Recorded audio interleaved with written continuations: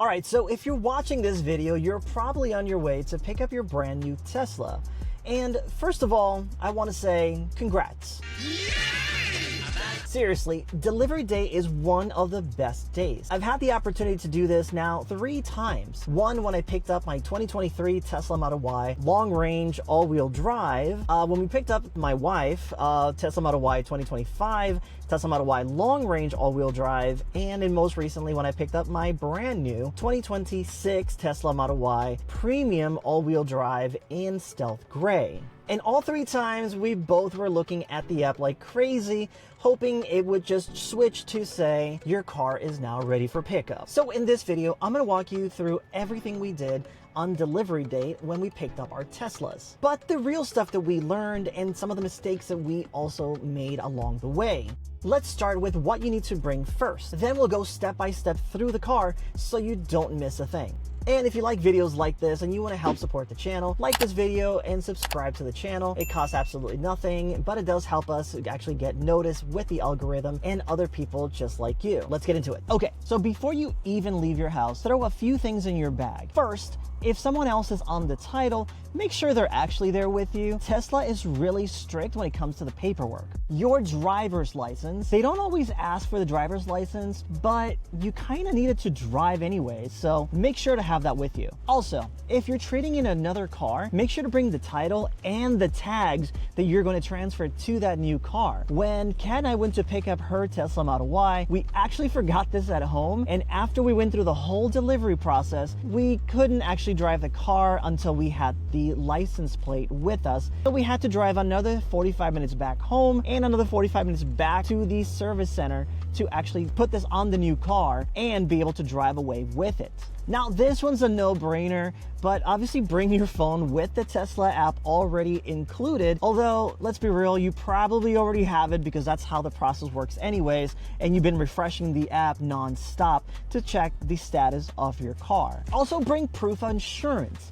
Even though we do have our insurances on our apps or on our phone digitally, it's always a good idea to have a physical one just in case. And this one's underrated, but make sure to bring your USB-C plugs because you want to make sure you test out all the plugs in the car to make sure they actually work. Last thing, bring a flashlight. Now, the flashlight on your phone works just fine, but what you're going to be using this for is to check any dark spots inside the car that you can't normally see without a flashlight, and also to check your paint. All right, let's jump into the actual pickup. So when you walk in, they usually hand you a stack of digital copies for you to sign. Obviously, they're not actual stacks, it's all digital, but you get my point. You're going to be signing non-stop and hitting accept to all the terms and conditions. But before you hit agree 100 times, do this check first.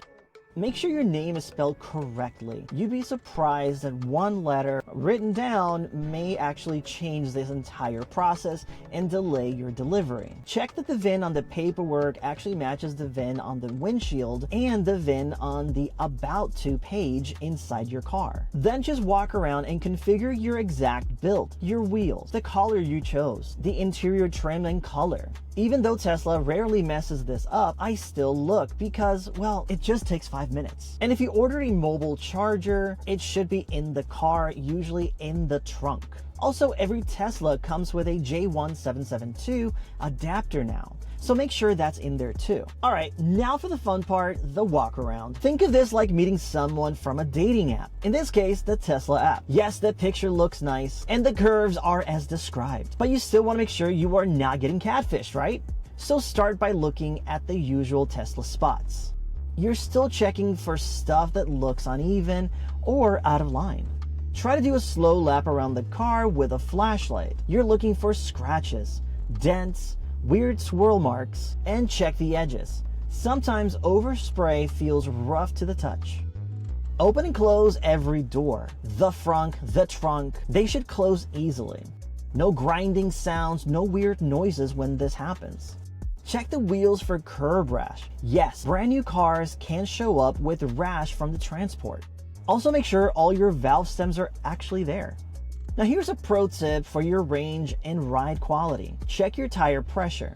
Tesla often overinflates these tires to 45 to 50 psi for transport, so they don't get flat spots on the truck. If you want that smooth daily driver feel and even wear from day one, make sure these are set to the door cart specs, which is usually around 42 psi. Also check the glass roof. These trucks are being transported on trucks in open air, and sometimes debris can fall on the glass, cracking them, or just creating some kind of smudge mark that you want to address before you take delivery. Once the outside looks good, hop inside. This is where most people start smiling and touching everything like it's a spaceship. First, tap both the key cards on the B pillar to make sure they actually work. Quick and easy.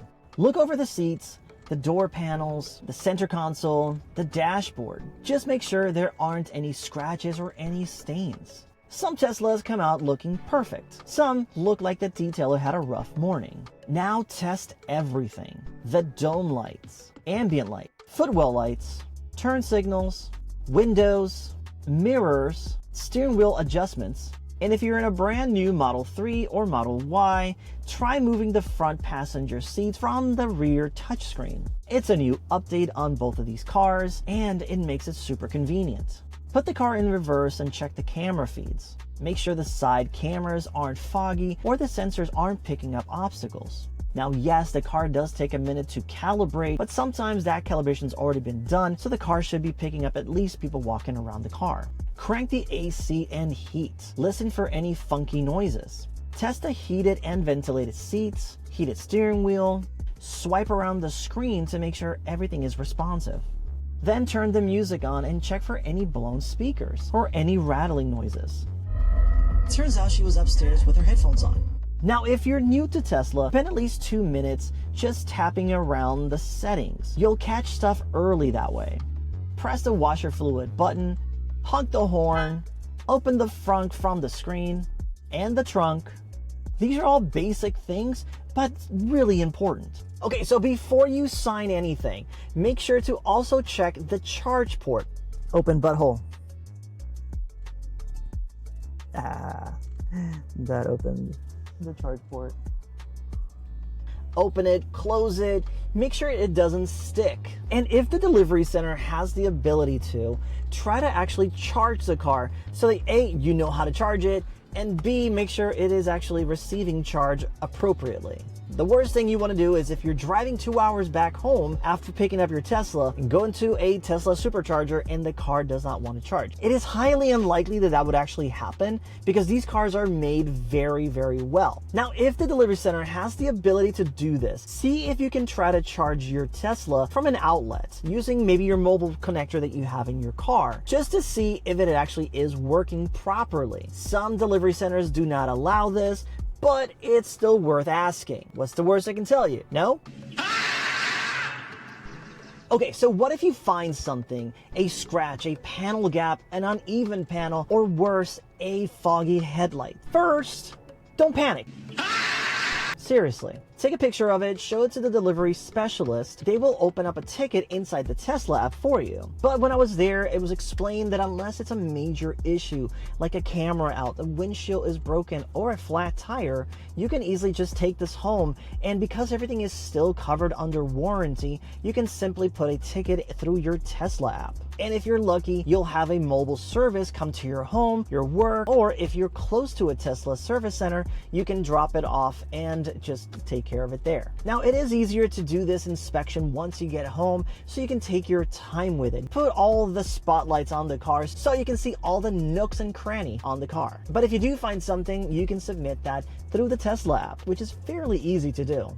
Alright, so that was my full delivery checklist. It sounds like a lot, but once you're actually there, it goes by really fast. And doing this one time can save you a lot of frustrations. And if this video helped you out, like this video, subscribe to the channel, comment down below, is this your first Tesla? Have you had an EV before? Or is this your second, third, 10th Tesla that you've owned? If you want a day one accessories for your brand new Tesla, I'd link that video in the description below.